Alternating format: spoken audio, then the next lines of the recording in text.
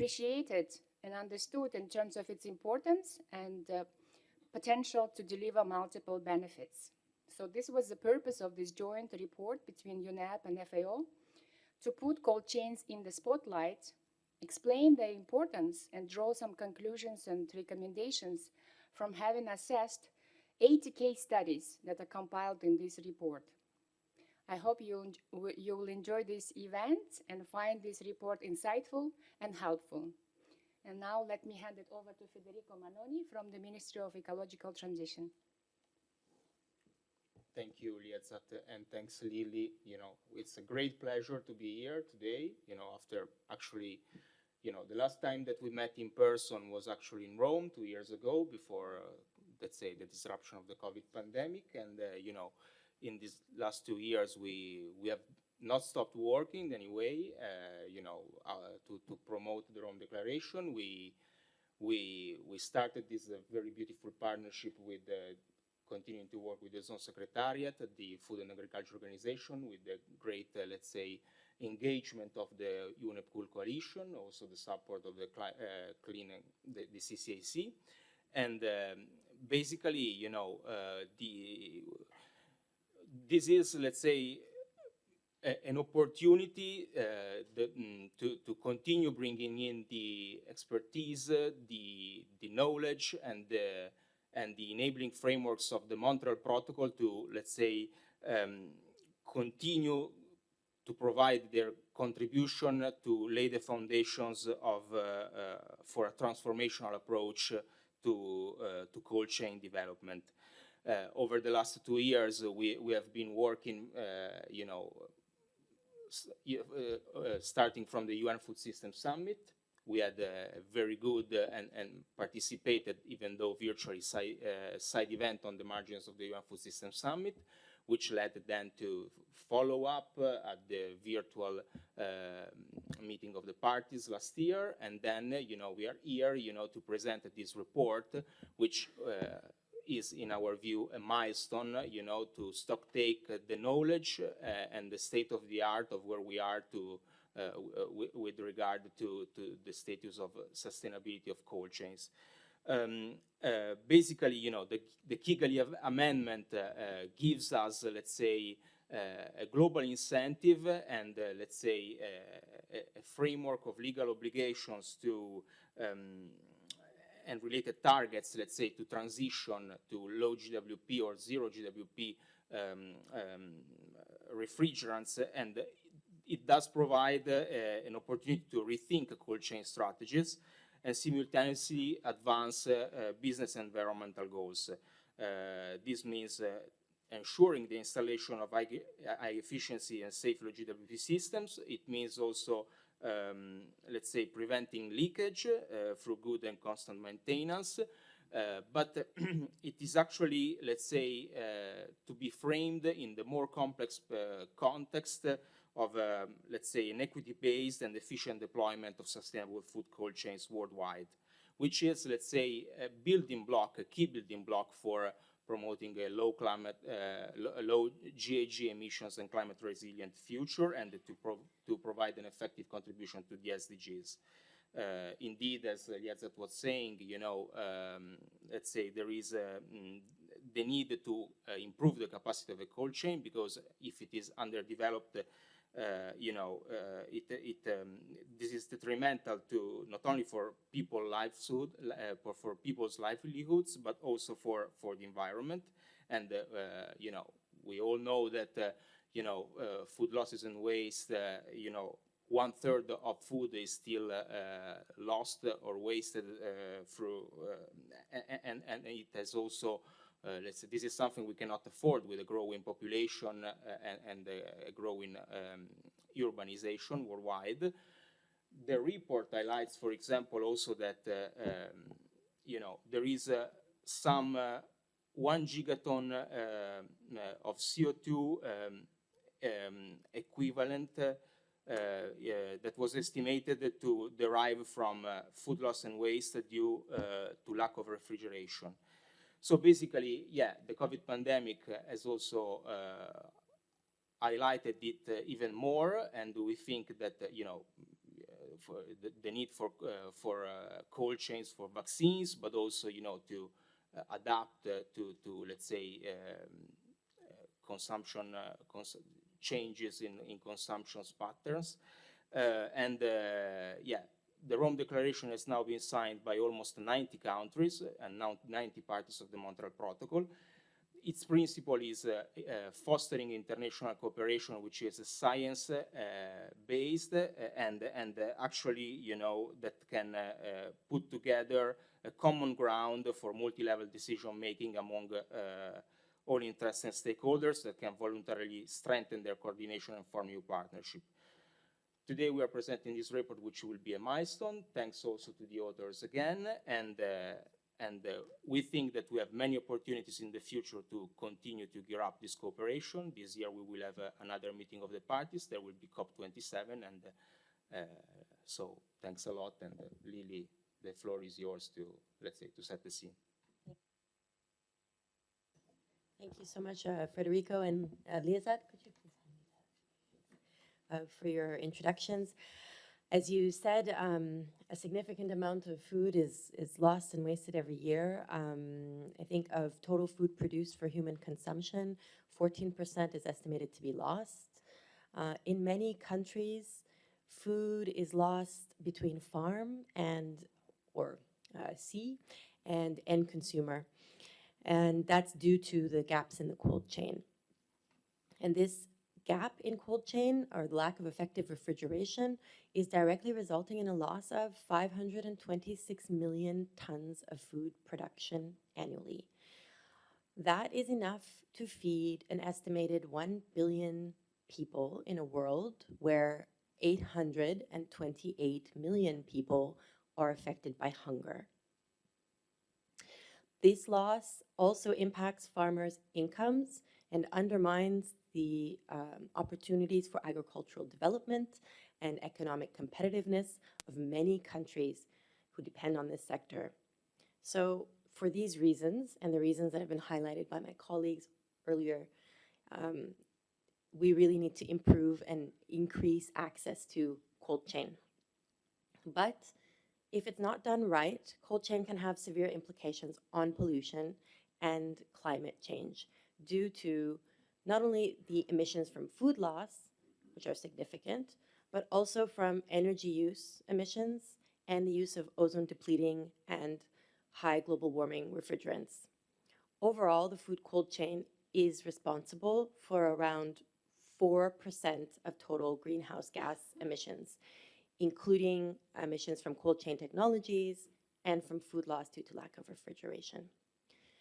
These emissions are actually set to increase as we see the demand for cooling and cooling-related infrastructure coming online in developing countries to meet the gap in food.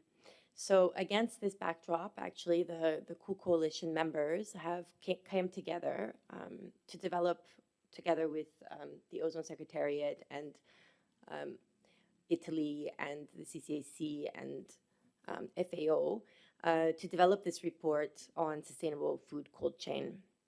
The coalition is assembled by UNEP, and it's really a community of over 120 governments, cities, businesses, finance, and civil society groups that are committed to accelerate the transition to efficient climate-friendly cooling.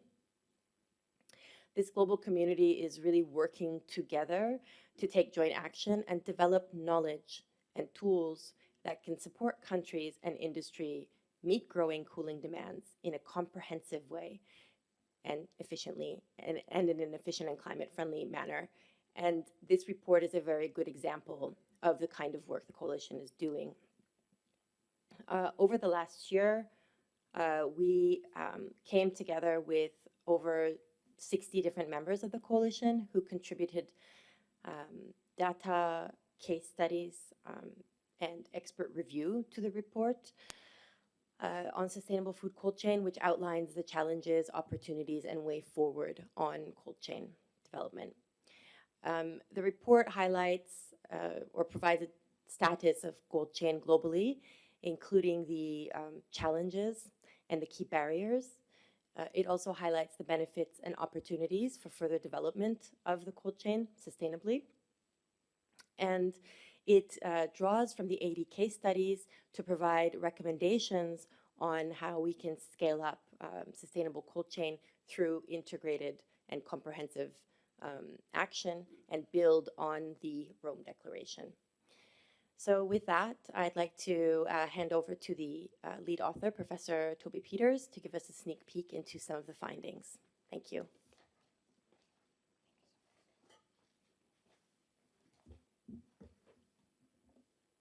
Thank you, Lily, and thank you everyone for joining this this meeting. I'm not going to talk about why cold chain is important. We've heard enough about that, you know, and it was interesting this morning to see the cold chain being mentioned a lot in the discussions. The problem is that developing a sustainable cold chain is so much more than just procuring and installing a solar cold-powered cold room at the farm gate or chiller cabinets with climate-friendly refrigerants in supermarkets. What we've got to do is we've got to maintain the food at the correct temperature all the way from the farm to the domestic fridge. And both the static and the mobile elements have to work seamlessly together.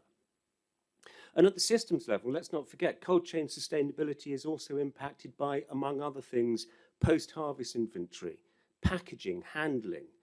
And key challenges also revolve around the behavioural issues, the skill sets, the business, the finance models that underpin the overall investment, the equitable uptake, and the scale up and the efficient operation. And of course, we've got rising temperatures which impact cooling, and we have to transition to renewables. So in short, developing a sustainable cold chain, I'm sorry to say, is a wicked problem with diverse drivers and barriers, all interconnected, varying by country, and depending on local, economic, environmental, social, cultural, climate, and political circumstances. Luckily, there is increasing recognition that we need end-to-end system-level approaches to deliver sustainable food cold chains. But these system-level approaches are hard to execute as it requires cooperation from multiple stakeholders and contains many interdependencies. And for me, this report really for the first time starts to highlight and unpick this complexity of the food cold chain globally and explores how it can evolve to become more sustainable in the truest sense of the word, not sustainable just for the environment, but sustainable economically and socially as well. It does start to provide an overview of the status, the drivers, and the implications of food cold chain.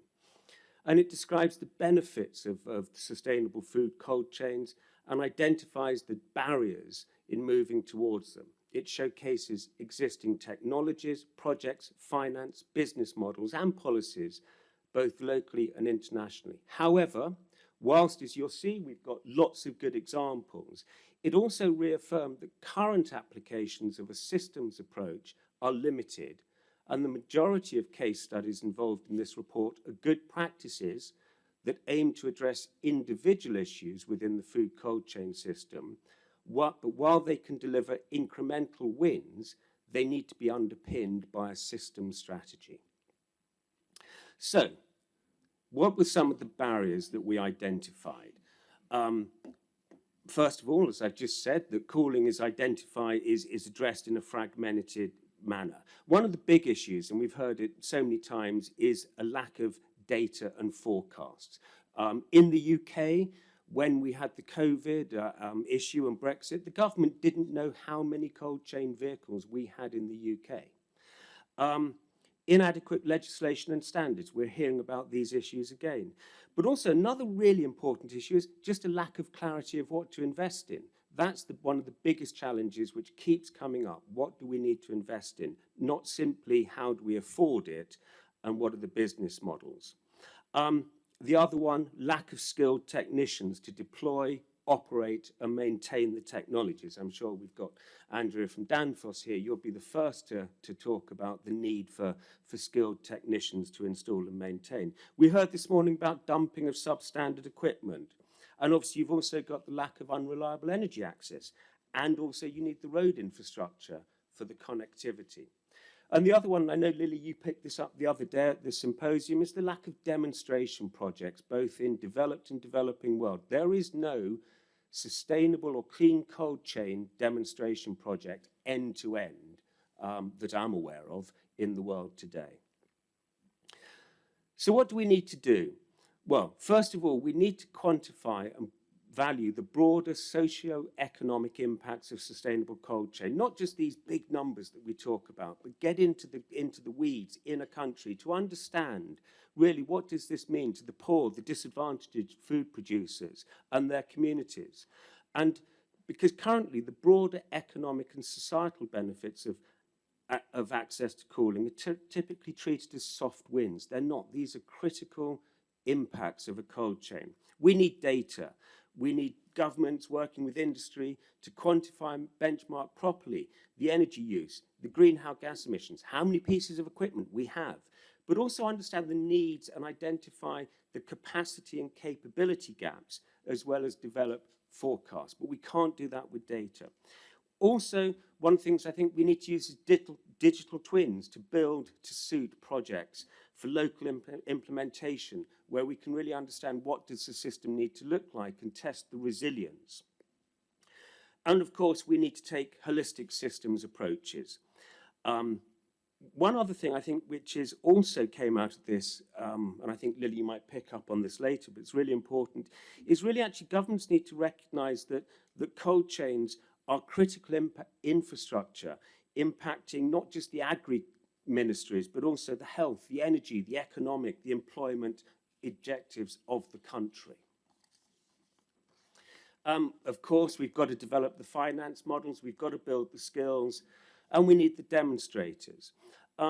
We heard this morning about the need to have and enforce minimum efficiency performance standards, about dumping, but also I got to put out here one of the things which we identified as well is we've got to make sure that donors ensure that they only support energy efficient and climate friendly cooling technologies and systems. We are seeing being deployed today cold chain solutions in countries funded by the developed world, which are very low efficiency and using GWP refrigerants of more than 2,000.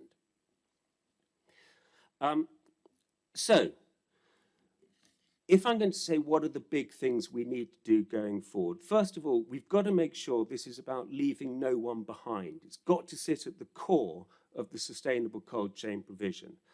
The social and economic costs of lack of access to cold chain fall totally or disproportionately on the poor, the disadvantaged and marginalised farmers and their communities, and especially women and girls. So efforts to expand and improve food cold chain, if not planned carefully to take into account equity issues, may further exacerbate inequalities. We've got to take a localised perspective.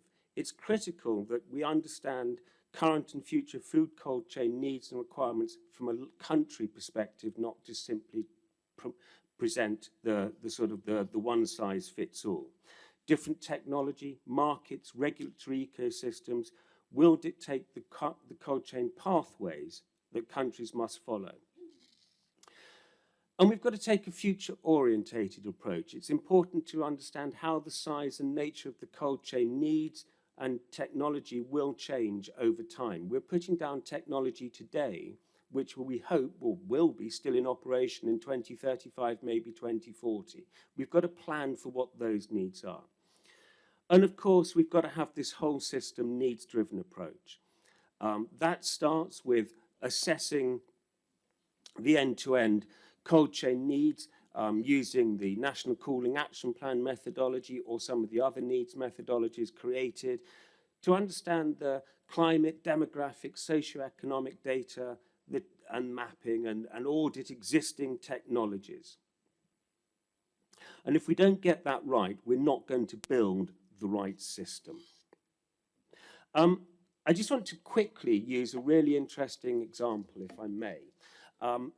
In Kenya, you've got milk, which you've got the evening and the morning milking. And the morning milk in this village was going off to the dairy farm.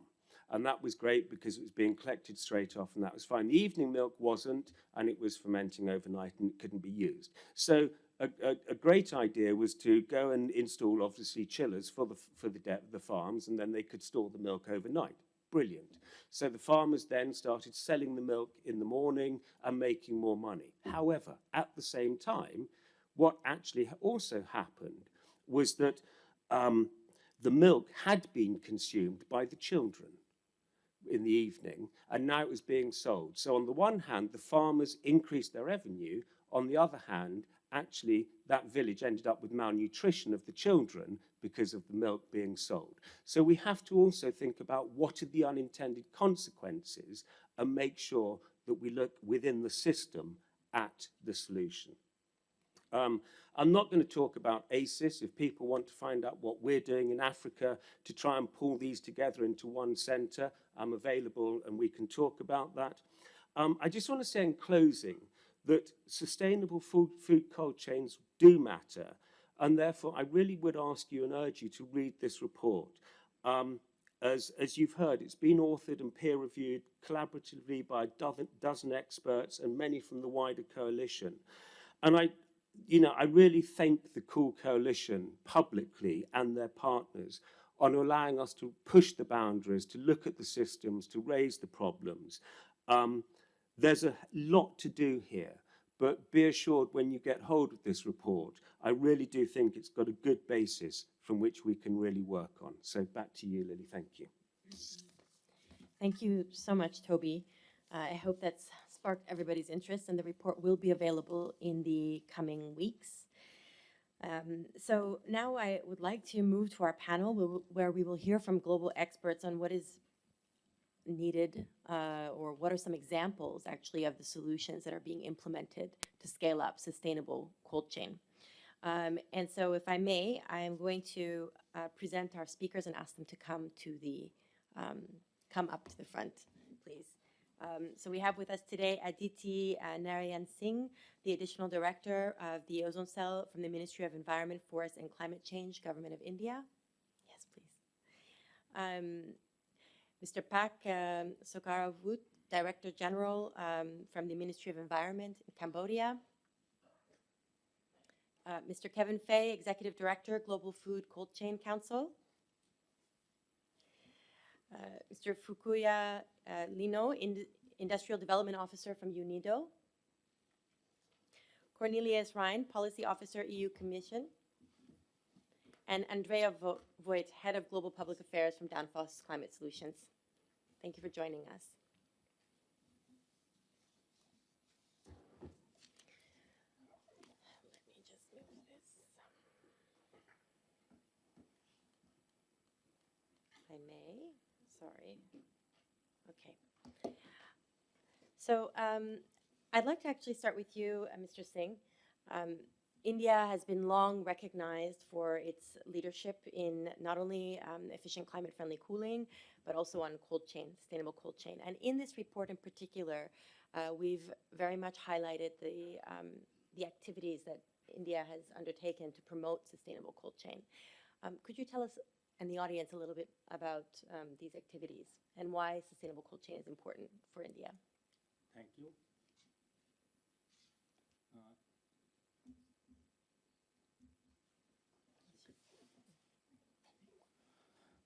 Thank you. Good afternoon to all distinguished panelists and participants. It gives me immense pleasure to participate in the side event, Keeping Our Planet Cool, Strengthening Food Security with Sustainable Cold Chain.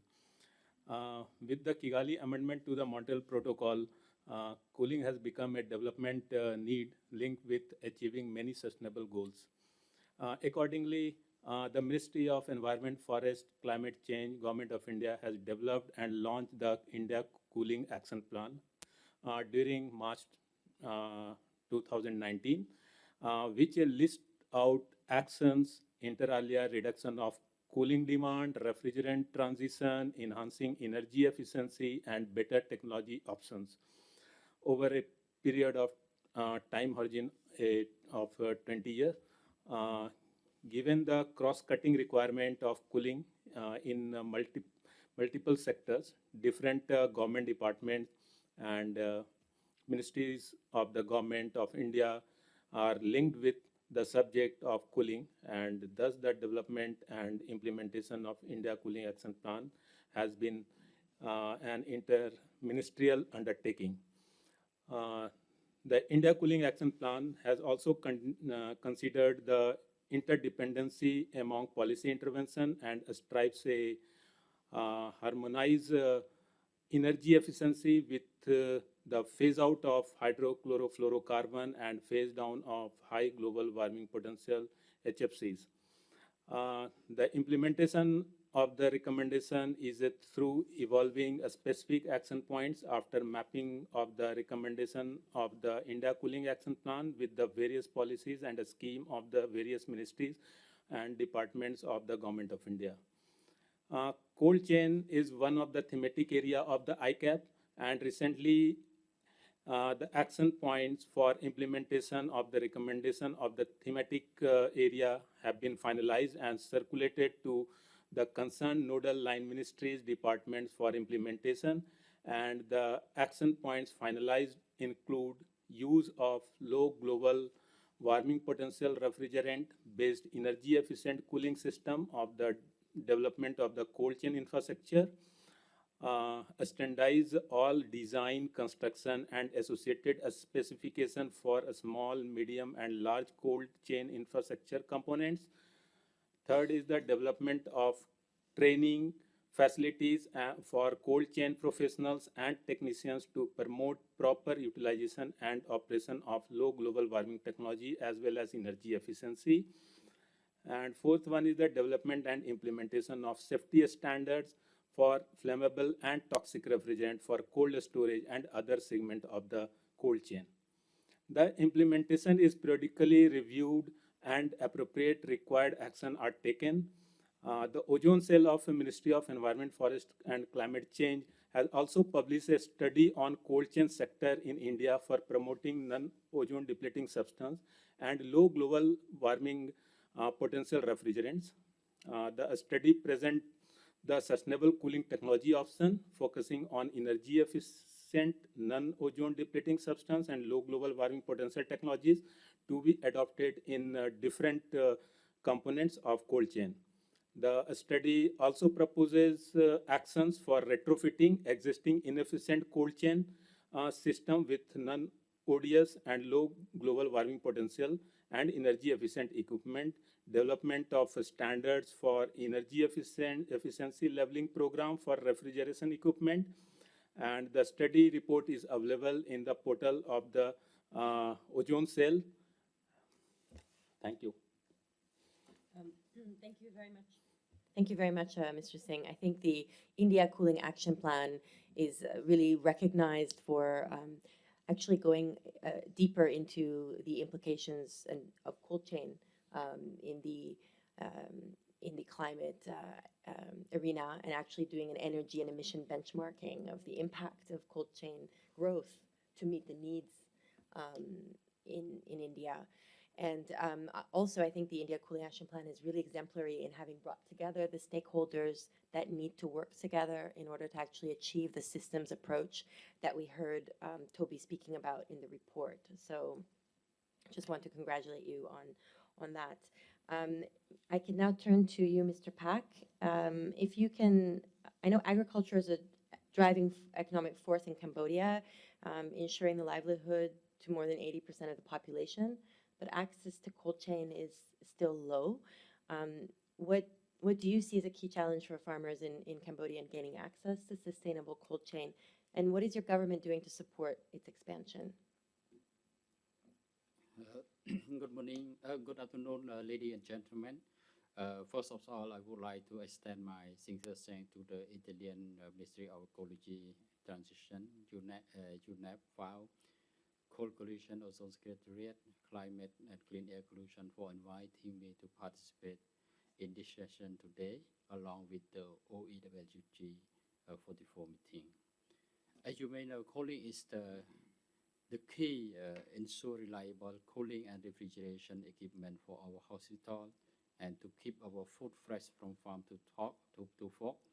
But is putting stress in our electricity grid and also contributing significantly for the global warming.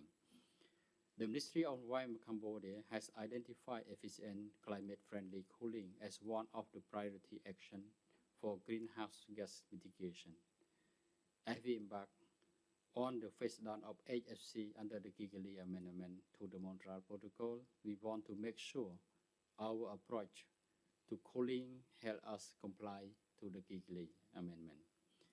Thanks to Coal Coalition, we have come together across ministry and sector and are tackling the cooling challenge at multiple levels.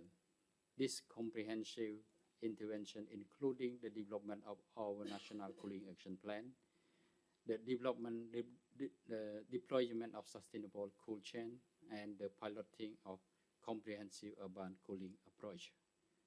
As you all understand and know, cold chain is very important for food safety. At the meantime, the royal government of Cambodia needs to strengthen the existing practice for keeping the agriculture product fresh. Therefore, the government has been developed this national action plan, while on the other hand, the government will be develop the Kigali Amendment implementation plan that will be finalized during next year. Thus, will cover space cooling in the building, mobile air conditioning, and industrial processing cooling, and cold chain and refrigeration. That are need, you have to policy intervention, technical intervention, and market intervention, including the public awareness program. Thank you very much. Thank you, Mr. Pak. Maybe now I can turn to you, Kevin. We've heard today, obviously, that we need to tackle this complex or wicked problem of cold chain. We just need to increase access to cold chain, but we have to do so within the framework of, in order to meet Sustainable Development Goals, we need to increase cold chain, right? But we have to do it within the framework of climate mitigation. So can we do it? Can we meet this challenge, and how? Thank you, Lily, and thank you for the opportunity to participate in this important conversation. The Global Food Cold Chain Council was formed in 2014, and actually, if you think about it, in 2014, if you asked somebody what was the food cold chain, you would get a blank stare. And all of a sudden, in the last 3 to 5 years, there's been significant expansion of the focus on what is the food cold chain, what is a sustainable food cold chain.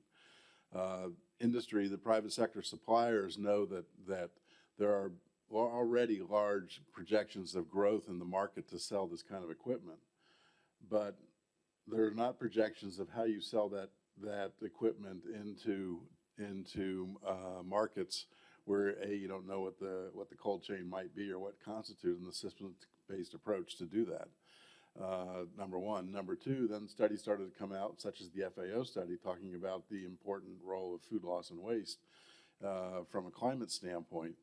And so the climate system that we're building globally is designed to help facilitate emission reductions, but also to provide financial support for achievement of some of these objectives. That is a very data-centric process. If you're going to have finance mechanisms, you have to have measurable baselines and measurable results that you're trying to achieve. And that's been a big part of what the Global Food Cold Chain Council has been working on to encourage as part of the process this identification of just what is the cold chain baseline in a particular country or in a region. The industry is absolutely prepared to provide this. This is not a technology limiting area. This is an area where there are low GWP technologies. There are the ability to provide renewable energy. But as you see, in many of our countries, we've failed on the basis of just energy grids to provide what may be necessary, or transportation grids to bring that the foodstuffs from farm to fork. And so that's why we started to work with UNEP Ozone Action, which was working on the technology transition to non-ozone depleting substances and low GWP technologies, but to tie that in to the goals of and the benefits of what could be associated with improving the food cold chain around the globe.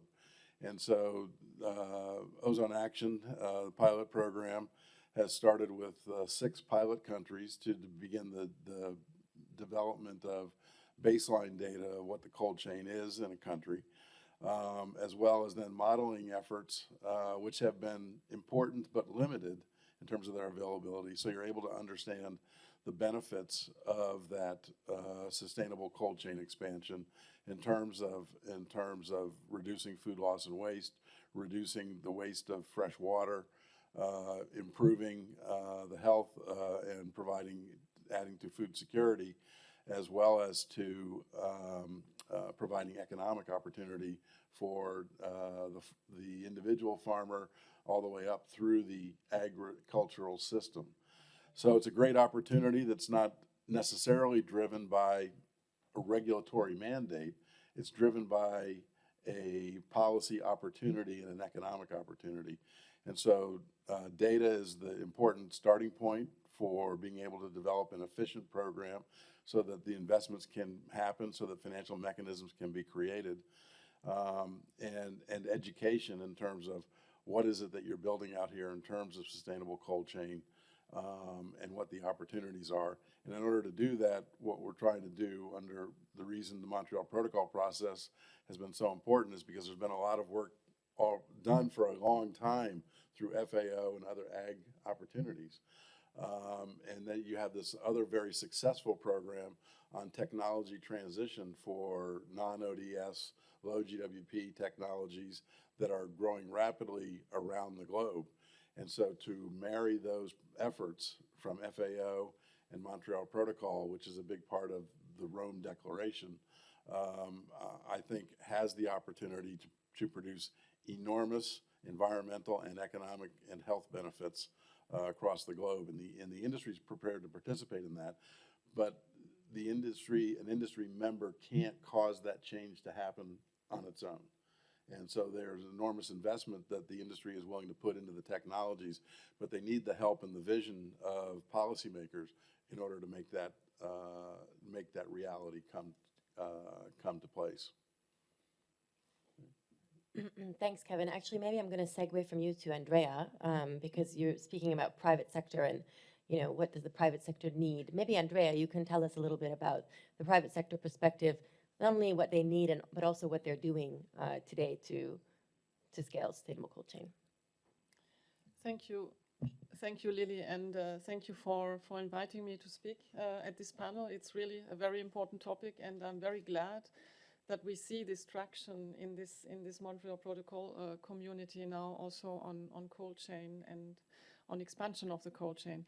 Just a word about Danfoss for those who don't know the company. It's a Danish company headquartered in Denmark, but it's a global technology leader with factories all around the world and very active in energy efficiency technologies and in decarbonization. So in terms of first of all, perhaps very briefly before I reply to your question, Lily, in terms of the challenges that we are facing, what is it that sustainable cooling really entails? And without going into great detail, I just would like to point to these 3 areas, which is energy efficiency, obviously, then also the energy transition, moving to renewable energies, and it's low global warming potential refrigerants. And it's these 3 things on which we really need to work and which also need to be incorporated into whatever is a sustainable cold chain. And just on the energy efficiency bit, because that brings me to one topic which is very close to the heart of Danfoss and also to my heart, actually. On energy efficiency, we hear a lot about minimum efficiency performance standards, and those are very important. We hear a lot about system thinking, and that is very important.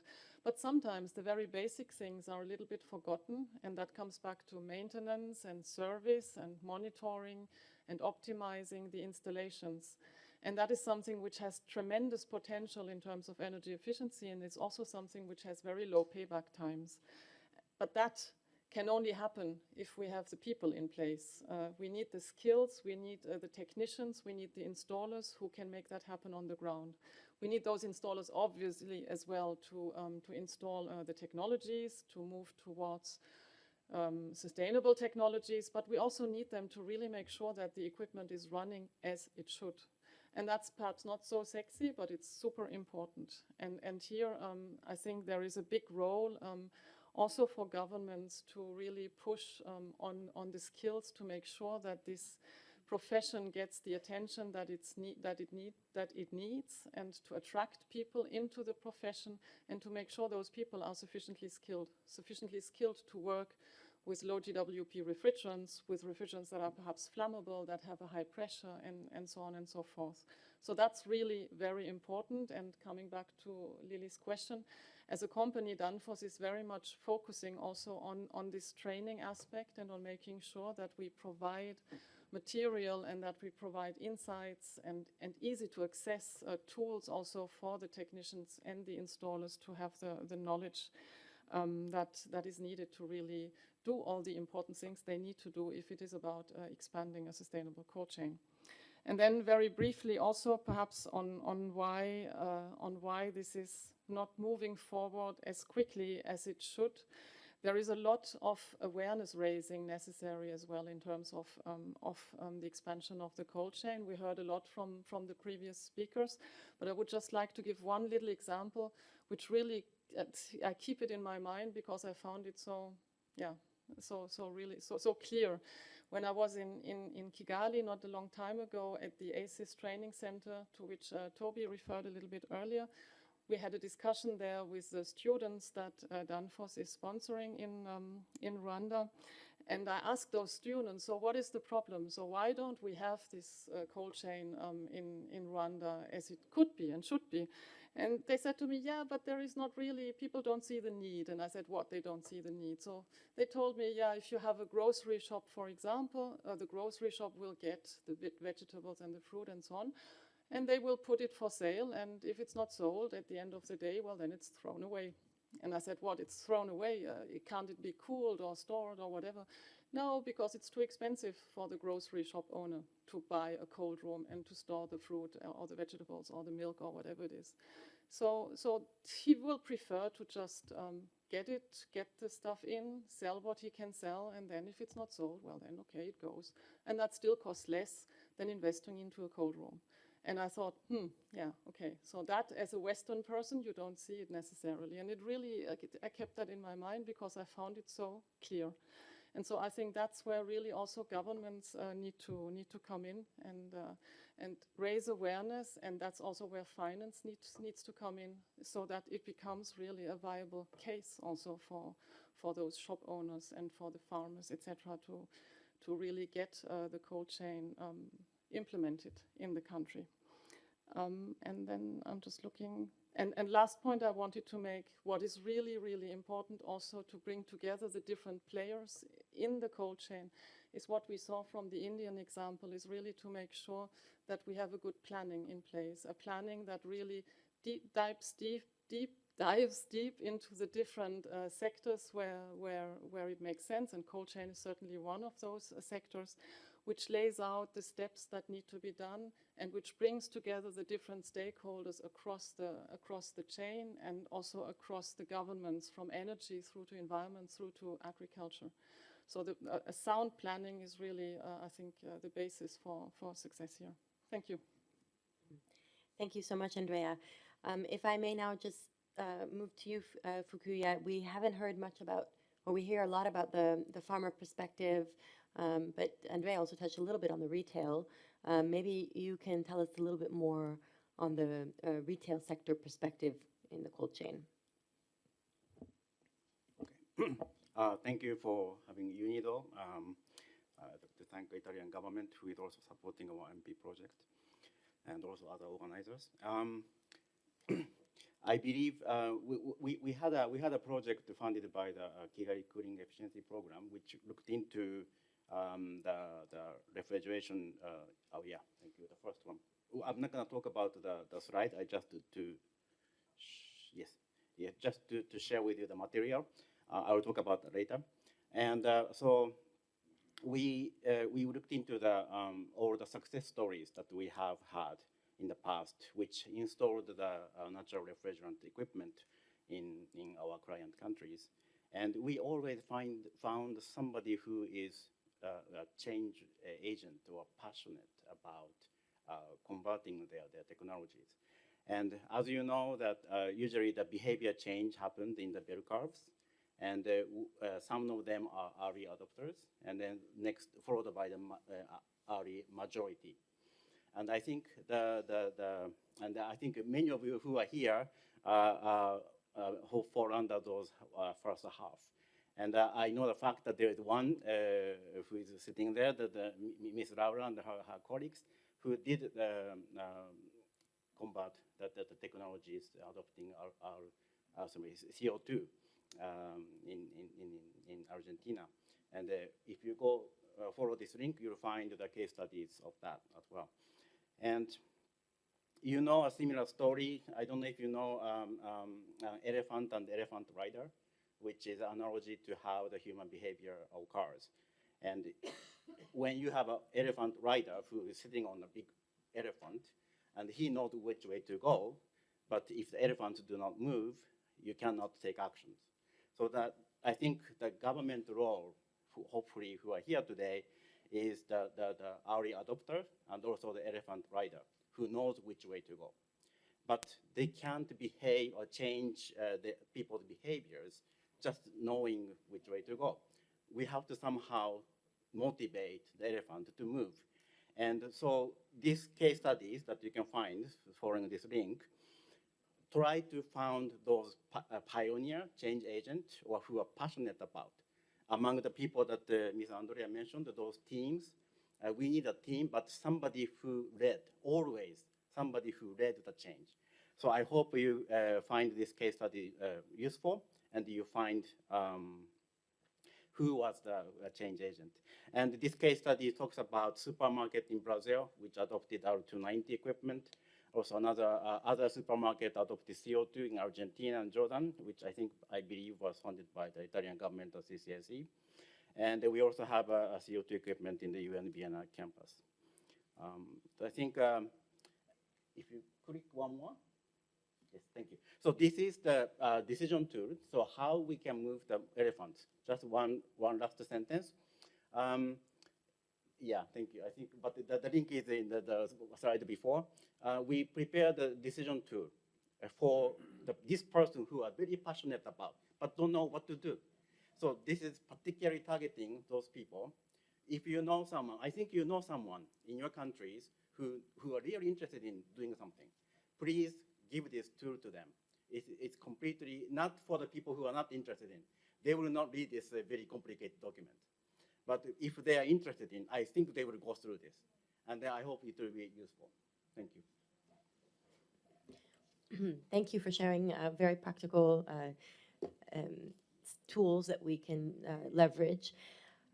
So maybe now I can turn to you, Cornelius, and ask you, what is the European Commission doing to promote the use of sustainable and environmentally friendly refrigeration to reduce food loss and pollution? Yes, thank you very much. Perhaps to give a bit of background of our policy in this area, we have to recall that the EU is legally bound to become climate neutral by 2050. To this end, and the Commission adopted, with approval of the EU member states, the so-called Green Deal, which is a package and which is a growth strategy for Europe for the coming years, with a declared goal to become the first climate neutral continent globally. One essential part of this strategy is a so-called farm to fork strategy, which requires the food sector from the agriculture to the end user to become sustainable in the sense of in the social, but also in the environmental and climate sense. This and the Commission adopted strategy in the year 2020, describing activities to be taken. Of course, the importance of the food chain was highlighted, but not explicitly mentioning the refrigeration aspect of it. It's not really surprising because the cold chain is quite well established in Europe historically. And the technologies used, those are driven by our quite advanced legislation, domestic legislation on ozone-depleting substances, phasing out ODS 10 years ahead of schedule prescribed by the Montreal Protocol, so that's history for us. But now also anticipating or having anticipated the Kigali Amendment by implementing a quite steep and effective phase down of HFCs, which is currently under revision to adapt it to the Kigali Amendment, which was adopted later than we adopted our F-gas regulation. The aspects of which are relevant for the cold chain are, of course, fully integrated in this legislation. The transition to low GWU or zero GWP alternatives is mainly driven by the quite steep phase down of the HFC supply, which resulted in a very drastic increase for high GWP refrigerants, so driving and giving an incentive for users to shift to alternatives. But then there are also specific bans in the area of refrigeration, from the retail sector to storage and also the mobile transport. So the aspect of cold chain is fully embedded in our overall policy on HFC reduction, which contributes to and which pursues the objective to become climate neutral by the mid of the century. But development in this area is also driven by the private sector. One good example is there's one supermarket chain in Belgium who has not one single refrigerated truck, because they developed in-house a system of passively cooled containers, which are filled in the walls with ice sludge, which is refrigerated via ammonia chiller in the distribution center where they collect the goods from. This is an ideal solution also for developing countries, because you are able to use intermodal transport. You can put it on a lorry without a specific equipment, and then put it on the rail. So those ideas are developed by the private sector and by the users, which can be very beneficial. For the international cooperation, cold chain is a very important issue, and I enjoyed very much my work on a little project we were running under the Indian EU Climate and Energy Partnership, where we tried to look into the investment opportunities and needs to improve the cold chain that we run with a consultant from PricewaterhouseCoopers and the EU delegation in cooperation with the Indian Bureau of Energy Efficiency. That was I enjoyed very much the discussion because it is a multi-sector, that makes it difficult but also interesting, multi-sector challenge, but with enormous potential of saving and contributing to various sustainable development goals. Thank you. Thank you very much, Cornelius. Before I actually continue to ask questions and engage with some of what you've said, I would like to just give an opportunity to the audience, if there's any questions for our speakers, to please come in now. We have a very distinguished panel of experts, so yeah, go ahead. Please introduce yourself. Good afternoon. I'm Shikha Bhasin. I'm from the Council on Energy, Environment and Water based in New Delhi. There's nothing that I don't agree with that's been said by this really amazing group of experts that you have on your panel here, Lily. But I'm just wondering if we can get a few examples, which actually describe the equity aspect of the business models that are being rolled out, right? So who is actually investing in this cold chain being set up? How are the farmers being able to pay for the service of the cold chain? And how much of it is infiltrating into the food price to the end user? And or where is the investment really coming from, and what is the business model looking like? Thank you. Thank you. Is there anybody in the panel who would like to take that question?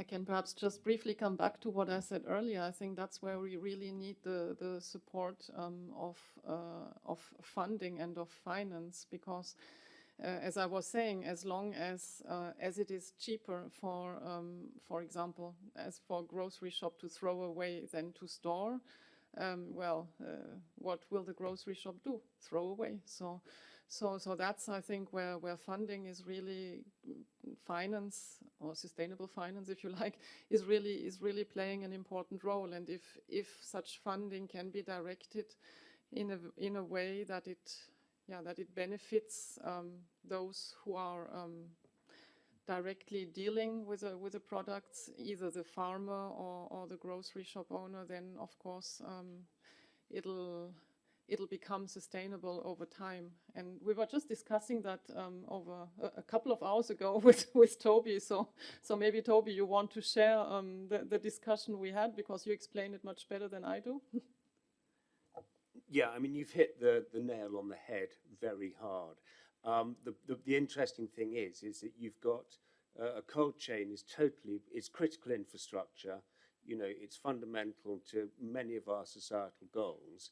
But at the moment, the cold chain, particularly in food, is primarily or totally funded by the private sector.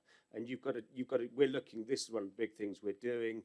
We're doing with projects in the EU, we're doing projects in Africa, India, looking at how do you have a much more sort of a new business model, potentially what we're calling public-private community-based, where you have to come together and look at it, understanding that the farmer cannot afford cold chain up front, but it can be paid for. So this is the work also that's been done around cooling as a service, so how you can servitize it as well. But that's the big issue. That's where we need to come together. But it's not about subsidy, because there's the economic model. It's about who pays when and how do you cover it, really.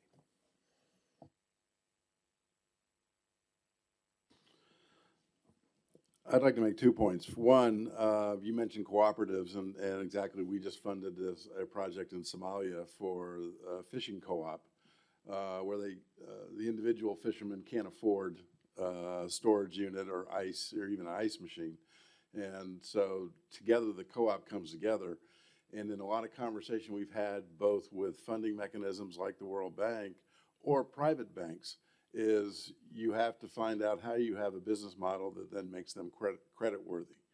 And the irony is it sounds like it's complex, but still relatively simple in terms of the history of the development and growth of industry or business. And yet it's not just a developing country issue. The whole role of finance in whether it's big agribusiness or individual farmers in every country, the financing is critical. And a big part of this, the data gathering, for example, is to help to provide the kind of information that makes investment in the technology, A, affordable, B, financeable. And whether that's the individual or a co-op or other entity in order to do that. And I want to come back to make a second point, Cornelius' discussion about the efforts in the EU. And one of the issues that we're always very careful to say, this is not just a developing country problem. And it's not to suggest that developed countries have the perfect cold chain. You know what? The developed countries, it sort of has developed. It's not like there's this great scientifically based approach and then we have the perfect cold chain. We have a cold chain. And the studies that we had done suggested that if you could get penetration in developing countries, the same as you have in developed countries, that you could save the greenhouse gas emissions of the country of France annually. Well, that's great. But you know what?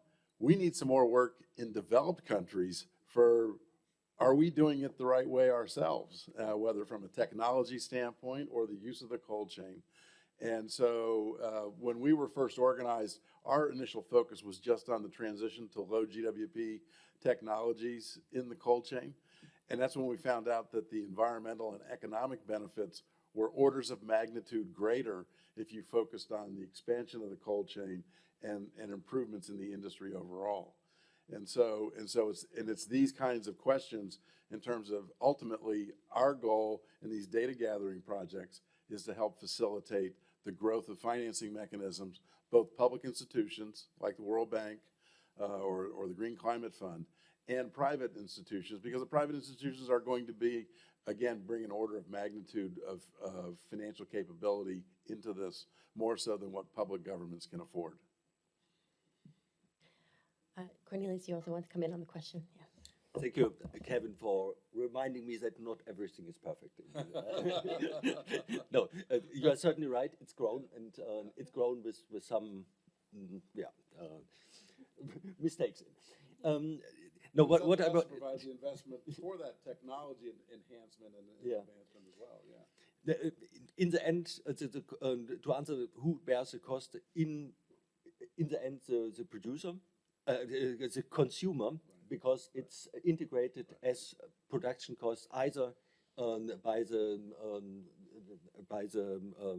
seller who buys from the product from the farmer, or the distribution chain. No. Well, if you put societal benefits, then maybe it's not the consumer. You know, if you're addressing malnutrition, if you're addressing stunting, if you're addressing mortality. Yeah, no, I was really who is paying for this service, whether it's beneficial or not. That was my second point. In the end, it's a question of investment, upfront investment.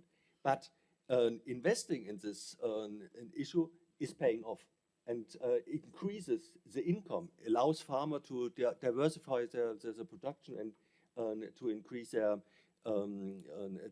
income.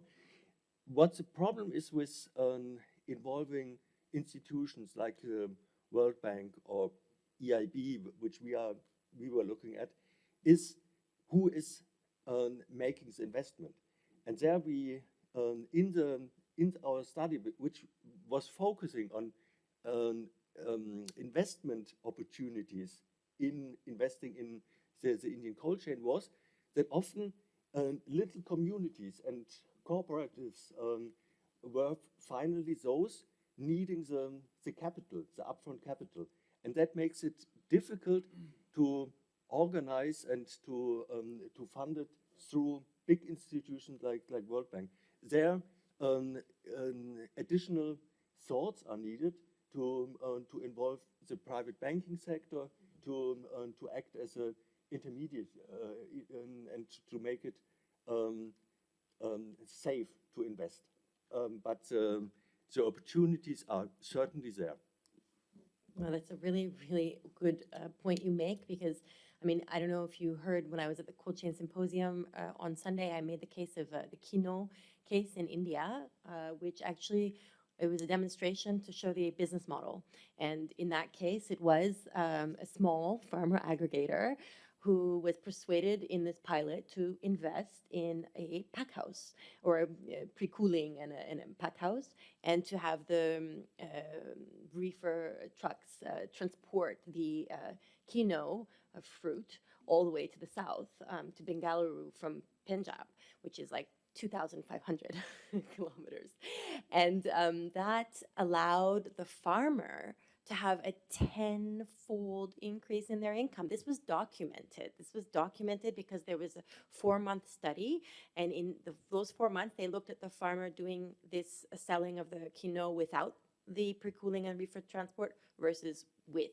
So it was documented. It was supported by Carrier actually as well, and this ended up resulting in transformation, because then that farmer aggregator has now gone on to invest in multiple new pack houses and for the export of this fruit.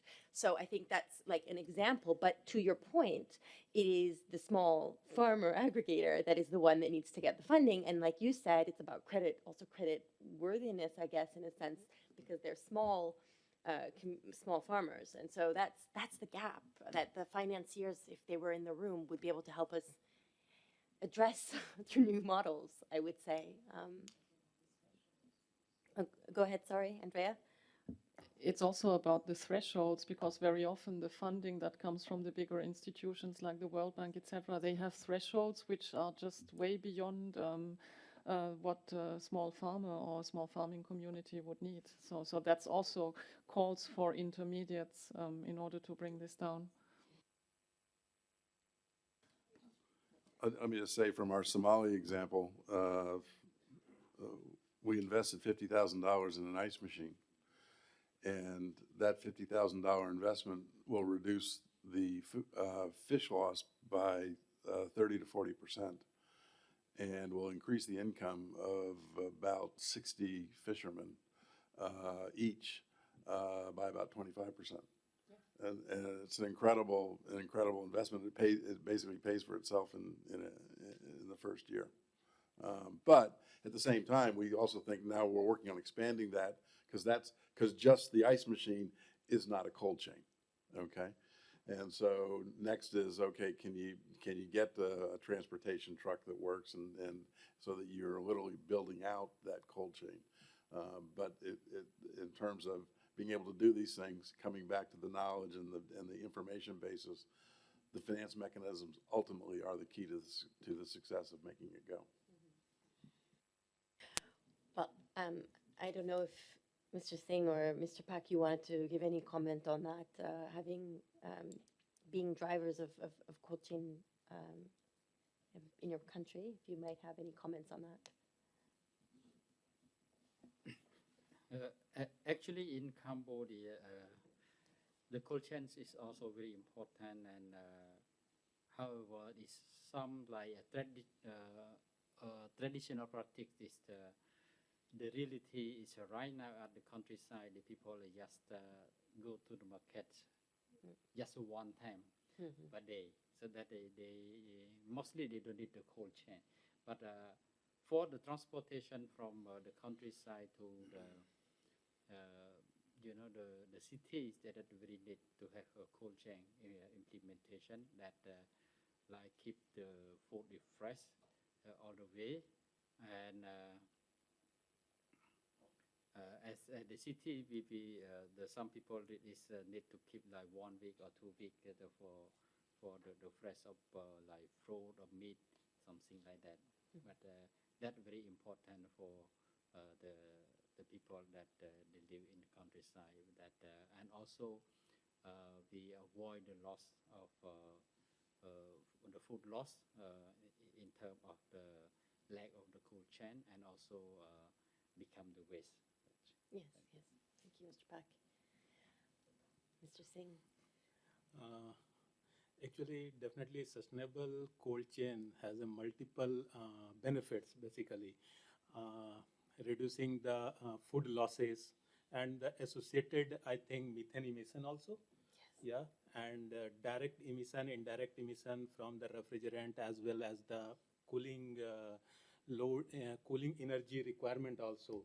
So they definitely they have the benefit, multiple benefits, and cooling action plans basically provide a tool for bringing in sustainability paradigm to a largely logistic issue in terms of technologies, energy efficiency, maintenance to end cold through real-time monitoring technologies, resulting reduced food loss. And the various ministries, department of national governments associated with the cold chain should work in an integrated manner to achieve the objective to developing sustainable cold chain. Thank you. Thank you.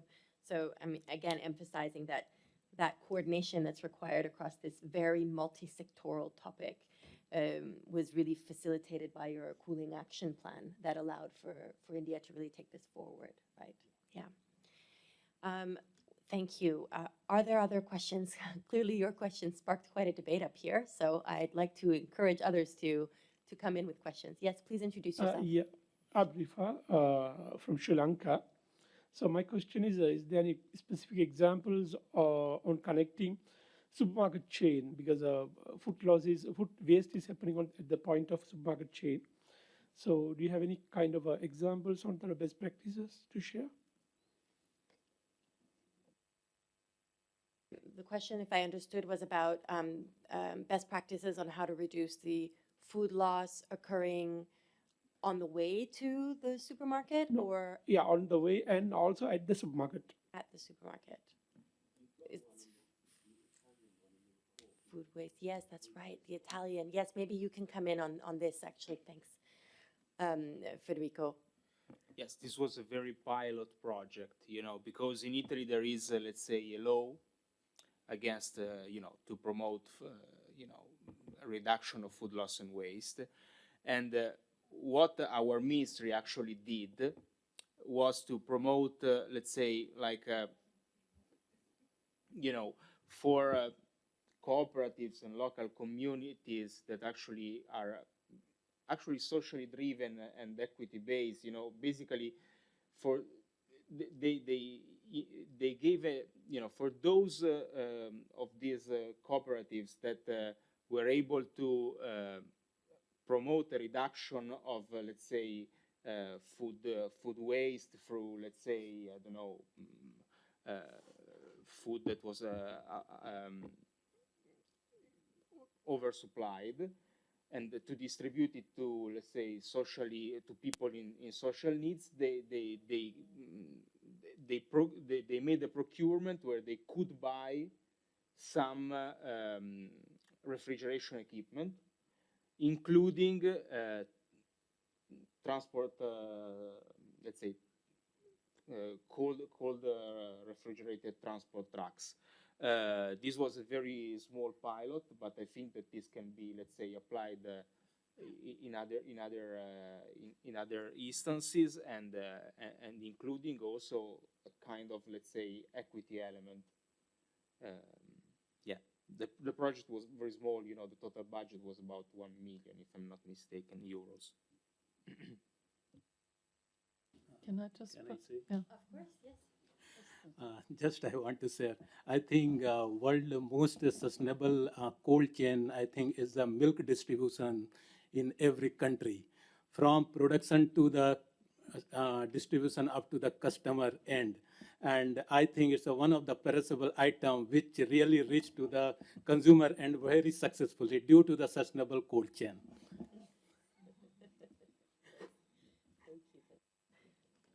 Yeah, I just wanted to add that we have very good opportunities to reduce the food loss on the way, during the transport, also with digital solutions which have not been used so much some years ago, but which now really becomes mainstream, and where you are able then to really monitor the food temperature throughout the transport and be able to react in case it increases too much, for example. And by ensuring that the temperature is controlled throughout, then of course you also reduce the food loss for food, for example, which then arrives at the supermarket and which has not been adequately cooled all the time. And there are possibilities then to work with the cloud, to remotely monitor that, to be able to intervene whenever it's necessary. So there are a lot of opportunities there, which are not necessarily a super high investment also, but which really contribute directly to reducing food loss. I was going to say, we talk a lot about expensive and fancy and high technology equipment. The fact of the matter is, this little device here might be the single biggest contributor to reducing food loss and waste that we are going to have available to us. But the equipment is still important. But it's incredible how leapfrogging this can be in terms of information all the way up and down the chain. No, very quickly, I don't know if we have still time. Time is running out. Perhaps because you have provided a lot of examples, a lot of practical examples in terms of how equipments can work in a different way, best practice.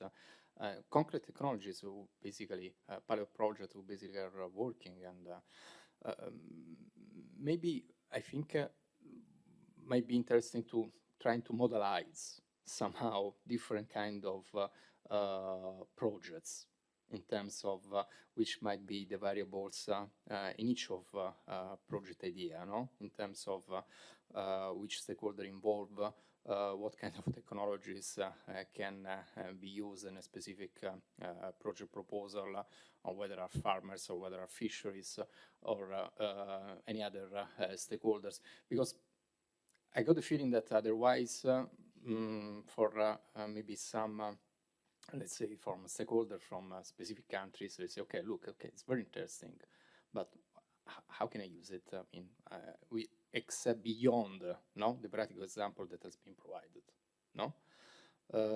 So this is, I think, maybe somehow can help to boost the concept, the framework of the core coalition somehow. So with kind of different from, it's just a thought, so forgive me if I'm not more precise, because I don't have more elements even in my mind, but this is something that was come out hearing the lady from India, and all your comments, and thank you once again.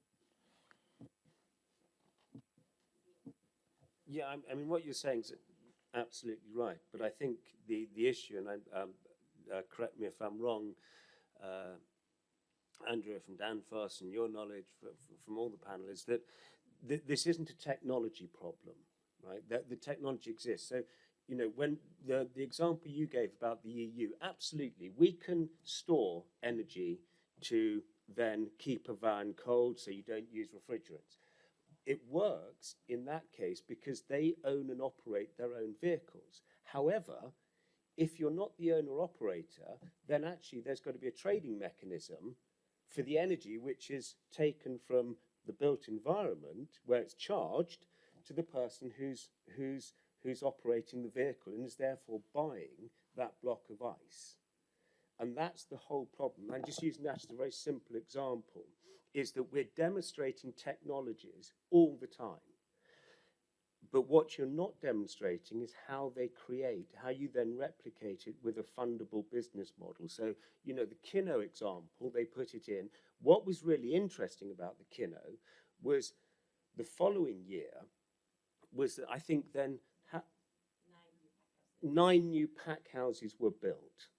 So what we have to do is we have to do the demonstration, but then have alongside it the capability to business model it. So we don't need to demonstrate technology. We actually have to show farmers how to use it to get the product to market. And that's what Kevin's point is so important around with the app, is that what you have to think about is the technology is the expensive bit. That's the infrastructure. and how you trade through it is how you make the money to pay for it. And it's that bit we have to add on, and that's what we're not adding in. We're showing a cold store, but are you putting the trading platform on top at the same time to actually trade the money? Are you then understanding how you're doing the energy? And are you also then working out what these cooling as a service model is? So you've got all these things together, and you then have to have the skills, because, you know, we've seen many a time, I was in Rwanda the other day, they put an ice machine in Rwanda, brilliant, broke down. The only refrigeration engineer was in Uganda. So for the next 3 weeks or 3 months, it wasn't working. So their business model then got blown out of the water. So you have to then have the refrigeration engineers. And this is the problem. If you don't have all the pieces, it collapses. It's, you know, the engineer is as important as the piece of equipment, the IT trading platform. And that's what we need to demonstrate, how they all work together without using diesel and without using, you know, high GWP refrigerants. Maybe I can segue to, thanks. That was a great wrap up, so I can use that to do further wrap up of this very diverse and interesting panel discussion. I hope you found it as interesting as I did. I'm going to do a few words on this panel to wrap it up, and then we still have a short video intervention from FAO to close the session. So if I may, I think we heard at least that interventions are happening at different levels, which represent tangible solutions at the disposal of governments, signatories to the Rome Declaration, parties to the Montreal Protocol. I think there's a lot of options that we heard about today. There are technologies that meet the basic sustainable criteria, so ozone and climate friendly and energy efficient, as we also heard about from panelists. However, their deployment is really limited, especially in Article 5 countries, due to several challenges that we also heard from today, and also from Toby. I think we heard that policymakers, like in India, like in Cambodia and others, have been developing and implementing policy measures also in the context of the Montreal Protocol, and also like the projects highlighted by UNIDO and others, supported also by the Multilateral Fund, to tackle the challenges, recognizing the key role of food cold chain. And I think overall we heard that governments can actively pursue an integrated approach to overcome the silos and realize the full potential of cold chain. I think that was one key line that came across all of the discussions. I think that, if I can just say, the policies, strategies, plans, actions for cold chain in terms of government action needs sort of system level thinking.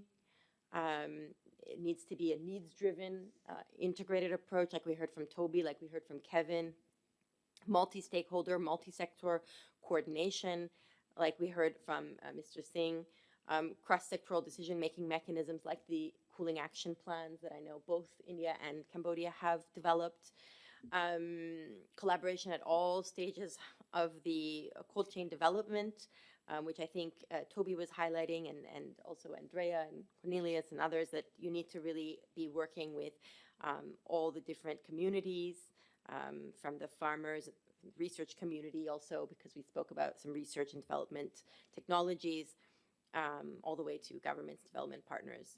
And last, we need robust data and really good comprehensive cost-benefit analyses to de-risk and optimize investment in cold chain. Those are some of the takeaways. I think the Rome Declaration under the Montreal Protocol is a very important platform for taking this forward, and I hope that some of this discussion will inspire the discussions here at the 44th meeting of open-ended working group meeting. With that, I would like to, I'm sorry, I hope I've captured all the very rich discussion. I did my best. And with that, I'd like to hand over to FAO now for the last comments.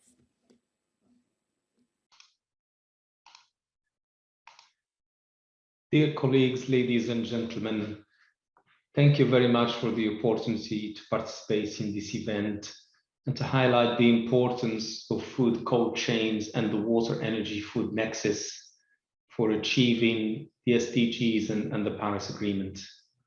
We have many overlapping crises, unfortunately: climate change, the biodiversity loss, COVID-19, and the war in Ukraine, and they're all affecting food security around the world. But sadly, the world is moving further away from ending hunger, food insecurity, and malnutrition. Because today there are as many as 828 million people around the world who are currently undernourished. And the COVID-19 pandemic has pushed an additional 150 million people into hunger. So we must transform our agri-food systems to make them more efficient, more inclusive, more sustainable, and more resilient to these shocks and crises. And there is a growing recognition of the importance of food security in the build-up towards COP27 in November. And this recognition is really of the wide-ranging risks that climate change impact pose to peace and security around the world. Climate change affects the availability of water, energy, and food. So in addition to mitigation and adaptation, it is critical that we strengthen the resilience of our agri-food systems and the resilience of vulnerable communities. So the sustainable food cold chains can help us achieve this by helping us to reduce food loss and waste, because unfortunately we still throw away the third of the food that is produced for human consumption. And it can also help us improve the quality of food and therefore farmers' income. And this extra income can then be used by farmers for other means, such as paying for their children's education and for health services. And clean energy systems for food cold chain can also power health facilities, help pump water, and contribute to climate change action. But if we want to take advantage of these benefits of the water, energy, food nexus and sustainable food chains, then we must address the trade-offs and enhance the synergies between these priorities and areas.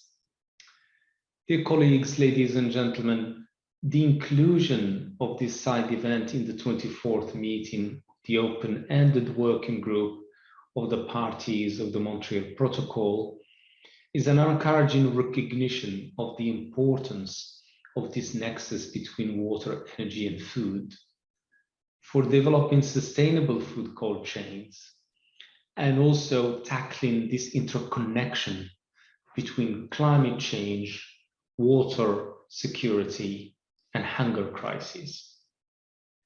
We need collaboration and coordination across the board between all actors in the lead up to COP27, COP28, and beyond. And FAO is committed to supporting this effort through this integrated and innovative approach for better production, better nutrition, better environment, and better life for everyone, leaving no one behind. Our new strategy on climate change and our new strategy on science and innovation will help us deliver innovative solutions through collaboration and partnerships, including through South-South and triangular cooperation. Thank you.